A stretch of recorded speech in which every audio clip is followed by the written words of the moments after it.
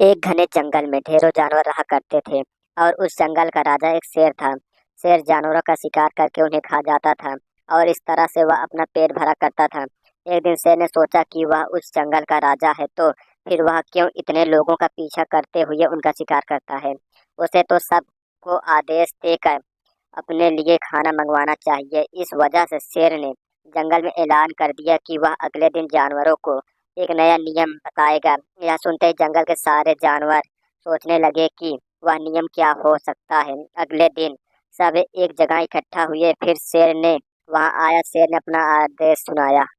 यह नया नियम यह था कि एक एक जानवर प्रतिदिन उसके गुफा में आएगा जिसे वह मार कर खा जाएगा। यह सुनते ही सारे जानवर डर गए, लेकिन वह कर भी क्या सकते थे। उन्हें राजा का आदेश मानना ही था।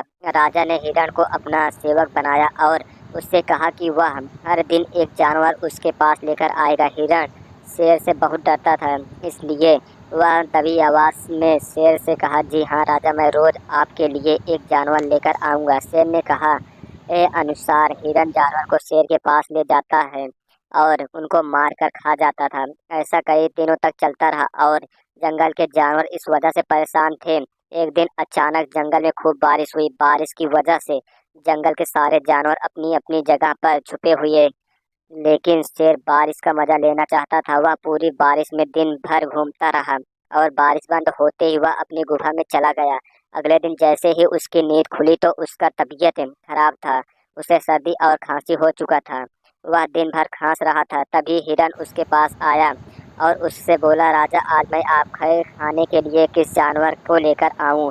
शेर बहुत खांस रहा था, जिसकी वजह से वह नहीं बोल पा रहा था। इसलिए शेर ने हिरण को इशारे में वहां से जाने को कहा। शेर की हालत दिन प्रतिदिन बिगड़ती जा रही थी क्योंकि सर्दी और खांसी ठीक नहीं हो रहा था।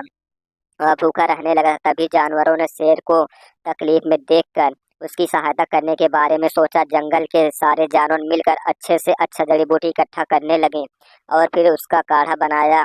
अब जानवरों को वह काढ़ा शेर को देना था। ऐसे में सारे जानवर पीछे हट गए थे क्योंकि वो शेर के पास नहीं जाना चाहते थे। तभी एक गुरिल्ला शेर को काढ़ा देने के लिए तैयार हो गया और वह शेर के पास गया और उससे वह काढ़ा देकर आया।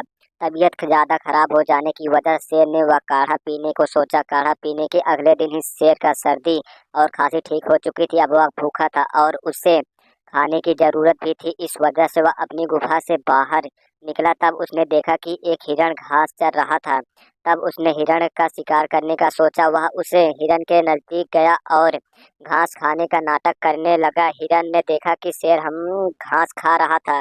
यह देखकर वह बहुत अचंभित था। तब उसने शेर से पूछा, राजा, आप घास क्यों खा रहे हो। ऐसे में शेर जवाब दिया, मैं घास इसलिए खा रहा हूँ क्योंकि मैं समझ चुका हूँ कि दूसरों को मारकर पेट भरना अच्छा नहीं, इसलिए मैं घास खा रहा हूँ और घास खाने से मुझे बहुत अच्छा लग रहा है।